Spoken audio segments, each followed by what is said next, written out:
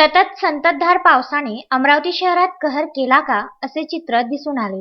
गेल्या रविवारपासून तर मंगळवार दुपारपर्यंत अमरावती शहरात पाऊस मोठ्या प्रमाणात बरसला। विजेच्या कडकडाटात सर्वत्र पाऊस बरसल्याने पूरग्रस्त परिस्थिती निर्माण झाली। अमरावती शहरातील राजकमल चौकातील शिवशक्ती आईस्क्रीम दुकान ते मोबाईलच्या दुकान रांगेत नदीसारखीच परिस्थिती निर्माण झाली। तर याच ठिकाणी असलेल्या ऑटो गल्लीतील दुकानात पाणी शिरल्याने अनेक दुकानदारांचे मोठे आर्थिक नुकसान झाले। राजापेठ उड्डाण पुलाखाली तर स्विमिंग टँक तर नाही ना असे पाणी भरलेले दिसून आले। दोन्हीही बाजूने पाणी साचले। या मार्गातून वाहने ये-जा करण्यास बंद झाली होती। यापूर्वी सुद्धा याच उड्डाण पुलाखाली पाणी साचले होते, मात्र त्यावर तोडगा काढण्यासाठी मनपा प्रशासन अयशस्वी झाले असे म्हणण्यास हरकत नाही। या 3 दिवसाच्या पावसाने अमरावतीमध्ये अनेकांचे मोठे नुकसान झाले आहे। अजय शृंगारे, विदर्भ न्यूज, अमरावती।